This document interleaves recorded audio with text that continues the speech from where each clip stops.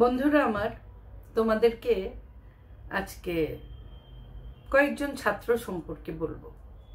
আমার সুদীর্ঘ শিক্ষকতা জীবনের অভিজ্ঞতা থেকে বলছি। এখন তো 34 বছর চলছে নটরডেম কলেজে শিক্ষকতার। সেই প্রথম দিকে ধরো আজ থেকে 28-29 বছর আগে একটা ছাত্র, সে সুইপার কলোনি থেকে আসতো, নটরডেম কলেজেরই ছাত্র। নটরডেম কলেজে কিন্তু তোমরা অনেকেই জানো এবং অধিকাংশ জানো না যে বাদামওয়ালা, জেলে, ছুটা বুয়ার ছেলে, তারপরে প্রাইভেট কার চালায় যারা, এরকম ড্রাইভার, এবং আরও অনেক রকম রিক্সাওয়ালার ছেলে, এরাও পাশ করে গেছে। অনেকজন পাশ করে গেছে, অনেকজন এখনো পড়ে। যদিও মানুষের একটা ভুল ধারণা আছে যে নটরডেম কলেজে ধনীর ছেলেরা ছাড়া কেউ পড়তে পারে না, এটা ভুল ধারণা। তো সেই সুইপার কলোনির ছেলেটাকে অনেক স্নেহ করতাম। ডিগ্রিতেও সে আমার ছাত্র ছিল, বিএ ক্লাসে। সে পরে একটা ইন্স্যুরেন্স কোম্পানিতে যখন চাকরি পেল, আমাকে অনুরোধ করলো, ম্যাডাম আমাদের তো লোকজনের কাছে গিয়ে বুঝাতে হয়, এখন আমি যদি আপনাকে বুঝাই, আপনি যদি একটা পলিসি করেন খুব ভালো হতো, আপনারও ভালো হতো, আমারও উপকার হতো। আমি আনাড়ি মানুষ, তো অন্য মানুষকে বুঝাতে গেলে কি বলতে কি বলি, আপনাকে বুঝালে আমার একটু সহজ লাগতো। যদিও টিচারকে বুঝাতে গেলে এটা একটা বাধা আসে মনের মধ্যে, তবু আপনি কি আমাকে একটু সময় দেবেন? আমি চিন্তা করলাম, ছেলেটা নতুন কর্মজীবনে পা দিচ্ছে, আমি যদি তাকে একটু বলতে, প্র্যাকটিস করতে সাহায্য করতে পারি, অসুবিধা কি? আমার ছোট্ট একটু অবদান রইল।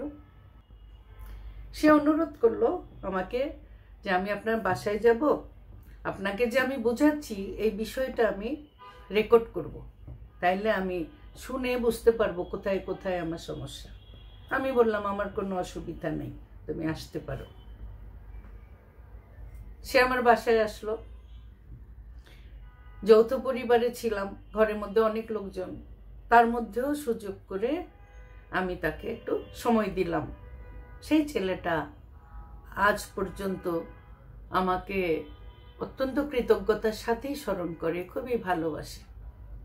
আমার ছেলেকেও সে খুব ভালোবাসে, একটা সুন্দর সম্পর্ক হয়ে গেছে। পরে ওর বিয়েতে আবার আমাকে নিমন্ত্রণ করেছিল, গিয়েছিলাম এবং দেখলাম এই যে রাজধানী সুপার মার্কেটের এদিকে ওদের বাসা ছিল, এখন অত স্পষ্ট মনে নেই।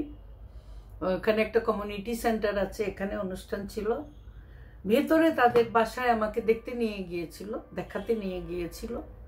দেখলাম সুইপার কলোনি, সুইপারদেরকে মানুষ কেমন একটা ঘৃণার চোখে দেখে, অবজ্ঞার চোখে দেখে, ভাবে না যে ওদের সাথে চলা যায়, বসা যায়, খাওয়া যায়। অথচ ওদের ঘরগুলো কি সুন্দর, তকতকে পরিষ্কার। আসলে ওরাই তো আমাদের আশেপাশের আমাদের করা আবর্জনাগুলো পরিষ্কার করে আমাদের শহরটাকে বাসোপযোগী করে রাখে, তাই না বন্ধুরা? হ্যাঁ, আজকে ওর ঘটনাটাই বললাম। এখন সে সেই বীমা কোম্পানির অনেক বড় অফিসার। তার নামধাম আমি বলবো না, স্বাভাবিকভাবেই বলবো না, কারণ আমাদের অনেকেরই মন মানসিকতা অনেক ক্ষুদ্র, সেজন্য বলবো না। কিন্তু এটা এমন কারণে বললাম, যেমন অনেকে ভাবে আমাদের এখানে স্বল্প আয়ের লোকেদের ছেলেরা পড়তে পারে না, সেটা যেমন ভুল। আবার তুমি অশিক্ষিত পরিবেশে জন্ম নিলেই যে তুমি বড় কিছু কখনো করতে পারবে না, এরকম কোনো বাধা সৃষ্টিকর্তা দিয়ে রাখেননি। তুমি যদি চেষ্টা করো, তুমি যদি সাধনা করো, উচ্চ আশা রাখো, তোমার আশা অবশ্যই পূর্ণ হবে। হ্যাঁ বন্ধুরা, ভবিষ্যতে আর কারো ঘটনা নিয়ে আসবো। ততক্ষণ পর্যন্ত এখানেই থামলাম। কেমন লেগেছে অবশ্যই জানাবে, আর ভালো লাগলে ভিডিওটা শেয়ার করবে, কেমন?